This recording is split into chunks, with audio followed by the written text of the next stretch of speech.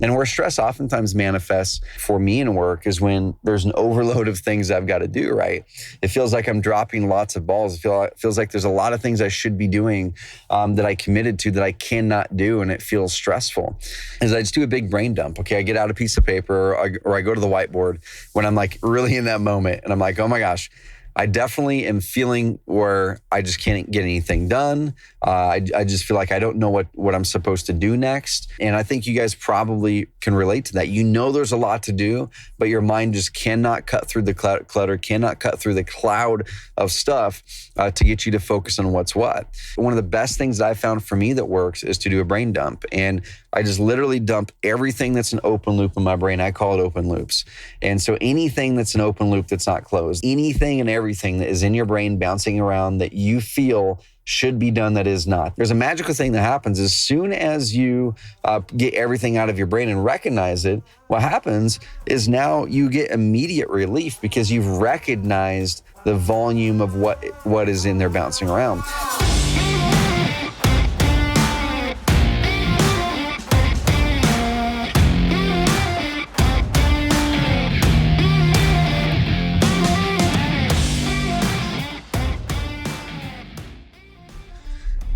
Man, it's been a wild week. It's been a wild year. What I want to talk about is stress. I want to talk about how do we manage stress as entrepreneurs? You know, how do we manage it in life? How do we manage it in business?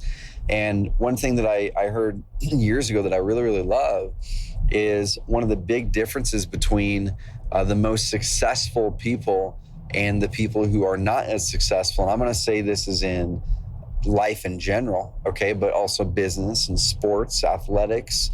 I think anything at all that takes any level of achievement, any level of going outside the norm. The most successful people have learned how to manage stress better. And if we want to talk about net worth, where someone is like actually growing their net worth, I think it can tie to that as well. The people that do the best financially over the long term, the people that do the best business-wise are the ones who can handle stress better and differently. And this is something that I've learned over the years. I've learned this over the years as well, where, you know, just working with people at Carrot or previous companies or family members, you know, just living life with people, I've recognized where people tend to kind of shut down and walk away from the problems, and where people kind of use that as an opportunity to manifest stress in a different way. And I do get stressed from time to time, but it's not often, because the way I think I have learned, it's not a natural thing for me. It's the way I've learned how to manifest stress. Okay, I manifest stress most of the time. I'm not going to say every time, but I manifest stress most of the time as a challenge. You know, it's as a puzzle to be solved. You know, back in the day when I was a lot younger, and also I see this a lot from other people, a lot of times stress is manifested in running away from the thing and in tucking and hiding. You know, stress is manifested in ways that does not solve problems for anything or anybody. It only makes the problems worse sometimes. Okay, not every time, but it definitely doesn't solve them. And so what I want to ask you is this. I want to ask you, how are you managing stress? What methods do you have to manage stress in stressful situations, whether it's in life, whether it's in business, you know, whatever it is. So here's a few things that work for me. And as I'm pulling up to this gas station before I go to the store, once again, to get stuff out of store that I could not have gone into a week ago because of, even 2 days ago, because of evacuations. There's a lot of people that manage stress completely differently. So one thing that I heard, this is probably earlier in the spring this year, there's a guy named Naval Ravikant that probably mispronounced his name there, but he's an investor and entrepreneur out of Silicon Valley, and he's invested in hundreds of companies. You've heard of many of them.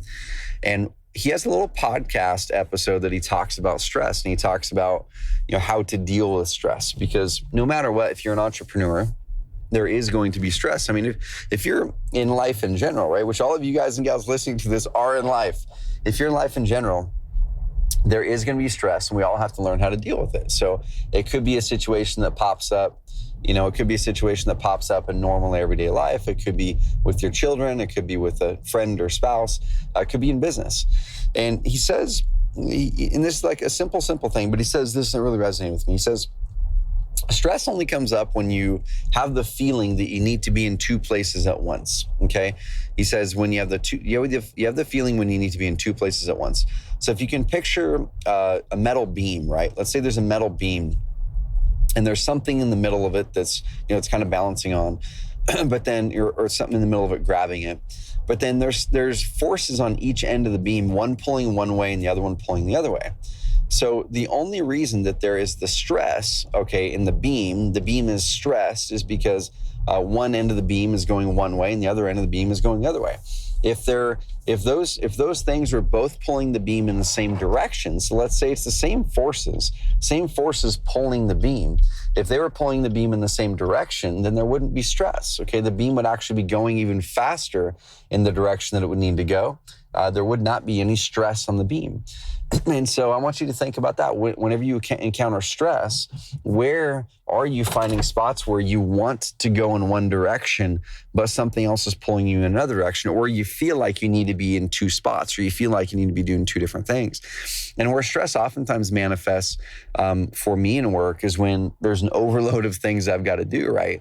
It feels like I'm dropping lots of balls. It feels like there's a lot of things I should be doing that I committed to that I cannot do, and it feels stressful.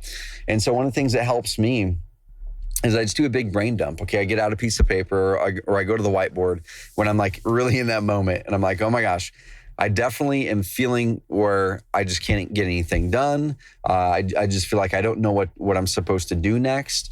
And I think you guys probably can relate to that. There's a lot to do, but your mind just cannot cut through the clutter, cannot cut through the cloud of stuff to get you to focus on what's what.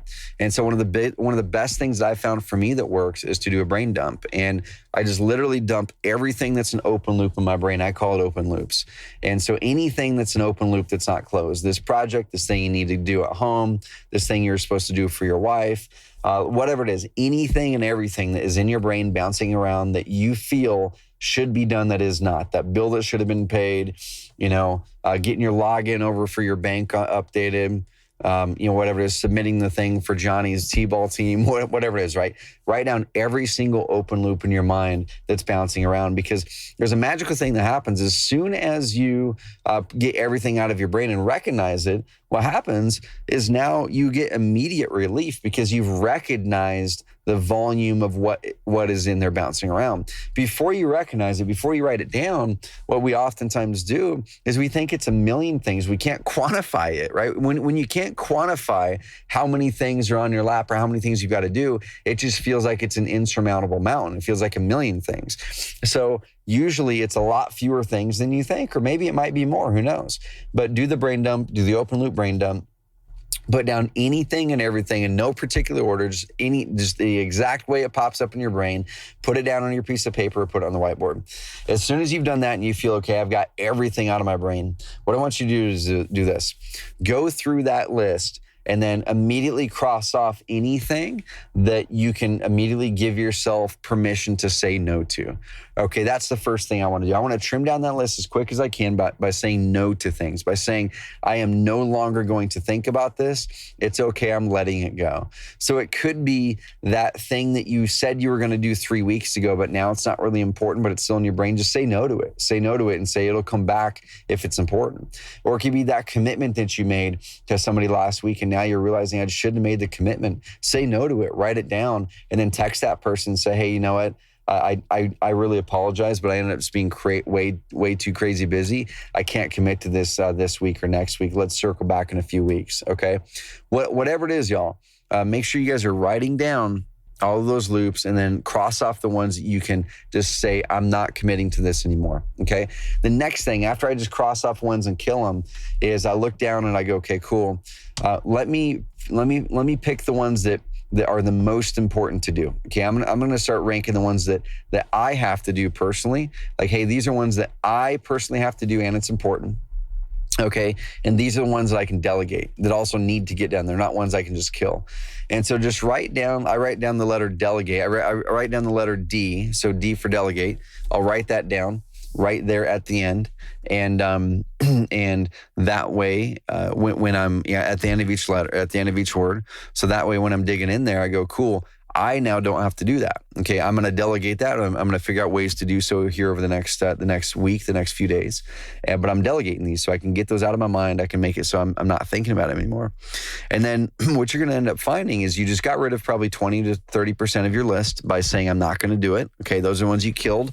And you text message the person, said, I can't do this anymore. You just decided not to do the thing, and it'll trickle back up if it's important enough.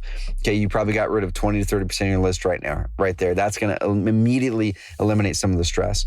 Then you went through and prioritized. This is stuff I've got to do. I absolutely have to do it. And then this is stuff that can be delegated. Now, you don't even have to know who you're delegating it to, and that's one of the important things. If you're a solo entrepreneur, you don't have a team, what I want you to do is recognize and really challenge yourself. Do I really have to do this, or could someone technically actually do this, whether I have someone to delegate it to or not? And I still want you to write down the D. I want you to write the delegate, because even if you end up doing that, I want you to start to get in the practice of recognizing and realizing how to delegate and what types of things should be delegated.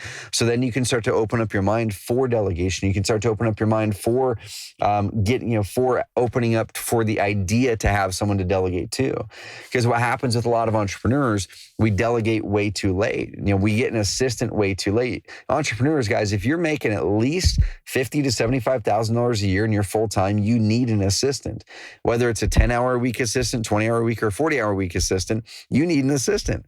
Because if you don't have an assistant and you're full time in your business, you are the assistant. Okay, you're the assistant. You're doing 10 to 15, 10 to 20 an hour, $20 an hour work. If you're wanting to make $100,000 a year, or if you do make $100,000 a year, okay, you're actually doing like $80 an hour work, but then you're picking up $20 an hour work over here when you shouldn't be. Okay, so write down the D next to everything that could be delegated, and I want you to challenge yourself and ask yourself, do I really have to do this? Do I really have to do this thing? Because I bet 90% of what's on that list, you don't actually have to do. You just have a limiting belief that makes you think that you do. Okay. And I can tell you from experience, and still today, I have those situations where I will think I've got to do the thing that I really challenge myself. I'm like, okay, you know what? Do I really have to do it? What if I hit up my team and said, I've got these 5 things that need done. Anyone have a skill set and want to take this on? I guarantee my team would probably take on at least 3 of those things. Okay. Guys, challenge yourself on it. Okay. Now here's the next step. After you do that, after you write delegate and do, I want you to prioritize 1 to 5. Okay. You're going to do them in chunks of 5. Because what happens when I do this, when I write down a prioritization list of 1 to 10, 1 to 20, 1 to 30, anything after 5 is pretty much all the same. It's like anything after 5 is pretty much the same priority. And so don't waste your time prioritizing the things that you've got to do 1 to 10 or 1 to 20. Just do your top 5. Okay, I'm going to do my top 5, because then you'll know what's the most important. And the cool thing is, by only focusing on the top 5 at any given time, you have lessened the amount of things your brain has to think about. All you have to think about is those 5 things, not the other 20 things on the list, okay? And so here's the last step of it. Okay, you've prioritized the top 5, you put down the things that delegate, and you've crossed off 30% of the list that just isn't relevant anymore, you've decided not to do anymore, not to commit to. I do it backwards for most people, okay? I want you to do the things that are the easiest first. Anything that's going to take you under 5 minutes, I want you to schedule a block time later today or tomorrow.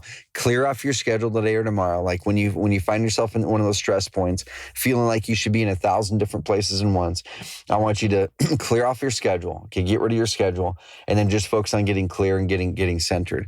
And so take down you've got the top 5 there. Then look at the whole rest of the list. I want you to circle anything that can be done in under 5 minutes. Okay, this email needs to answer, and I need to call my mom for this. I need to update my credit card here. I need to finally call and do this. I need to email and do this. I need to set up water here, whatever it is. Anything that can happen in under 5 minutes. I want you to schedule a 2-hour time block for today or tomorrow, okay? And the only thing you do in that 2-hour time block is do those things that take less than 5 minutes. And the reason I love doing those things, even though some of them might be really, really unimportant, right? Those top 5 might be way more important than those things you're doing in this 2 hours. But the problem is, when you've got those top 5 and you're doing, let's say, priority number 1, you still have the 15 other nitpicking, nagging, little tiny sub 5 minute tasks nagging around your brain that prevents you from doing that top priority thing the best. I want you to get rid of all that crap. And also it creates momentum. Okay. We want to create momentum. We want to get back in the momentum mode, because anytime we get into that stress mode, anytime we get pulled down and pulled back like that, we start to lose momentum in a big way. And so my aim is to get in momentum again, even if it's little stuff. So block out 2 hours today or tomorrow. Go through and hammer out anything that takes less than 5 minutes and just knock them out. Bam, bam, bam. You're going to knock out 5, 10, 15, 20, 30, 40 different things in those 2 hours. And you are going to feel so amazing. Your energy is going to be unlocked because you're getting progress on it. The stress is going to start to melt off of your brain. As soon as you get those done, bam, schedule now a 2-hour time block for your first priority, okay? Do that first priority, or half a day or a full day or whatever it is, okay? Do that one, get that thing finished, and then what I do is then I go delegate everything that needs delegated. And now, why is that order important? Why do I start with the least important things, but sub 5 minutes, and then the number one thing, and then delegation?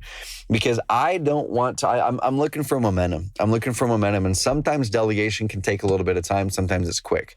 Okay. And sometimes those sub 5 minute things are literally delegating, right? That's why I have that sub 5 minute, 2 hour time block. It's sometimes literally, it is delegating the things. So including if those delegation things take less than 5 minutes, delegate during those times. Okay. So I'm going to wrap this up right here. Okay. So that order is important. You do the sub 5 minute things, put it in a 2 hour time block, hammer them out, get momentum, get energy, delegate anything that takes under 5 minutes in that 2 hour time block as well. Next, schedule another 2 hour time block for your number one priority, or more time if you need it. Get that one done, and then go delegate everything else. Now that's all off your lap, and all you have to think about now are those 4 top priorities. And now you're not going to feel like you need to be in multiple places at once, because now you just go down that list, 2, 3, 4, and nail it out. And so as far as work goes, anytime you feel that stress, anytime you feel that, you need to push through that. Once again, going back to the quote I said at the beginning of it, the people that are able to manage stress the best are the people who have the most success. The people, the athletes, the professional athletes who manage stress the best are the ones who have the most success. Okay, the ones who struggle at bat, or the ones who in that pressure situation who fall apart, they're the ones who struggle. And life is the same way. And so how do you do that? We don't do that oftentimes just from natural ability. I think natural ability can be a part of it, but oftentimes we do it by creating processes and mechanisms to cope with stress better. So we manifest that stress in a positive way instead of manifesting it in a negative way. So when I get that stress, I pull back and I start to get positive, and I go, okay, I get a chance to tackle these things, and this situation gives me a chance to delegate where I wasn't going to delegate before. This situation gives me a chance to grow. This situation is what I live for. This situation is what helps me grow. And so that's where I start to shift that into that mode where stress is an opportunity to grow. Stress is an opportunity to get better. Stress is an opportunity to challenge myself. Stress isn't something that happens to me. It happens for me. We just have to find ways to manage it and get rid of it fast and use it as a propellant instead of a barrier. So I'm going to wrap it up with this. I'm heading into the store. One of the coolest things, y'all, once again, when this community was put in massive stress in the middle of COVID, we have one of the biggest fires in Oregon history coming through here, 130,000 plus acres already, and it's still burning, but it's lightened up, which is the good news. We finally don't have insanely thick smoke in town. We're still over 150, I think even 200 on the air quality index, which isn't great, but we were over 500 for 3 days, guys and gals, which was the worst. It was hazardous. Okay.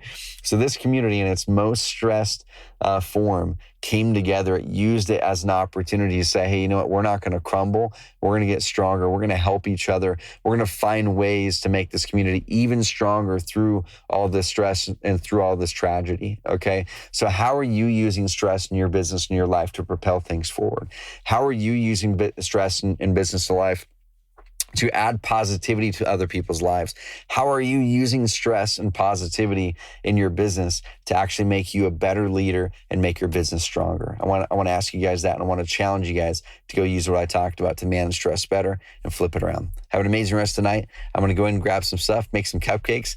I wish my daughter a happy birthday in the morning, and so appreciate you guys. I'm insanely pumped for Carrot Campers to be flying in here this Saturday and Sunday.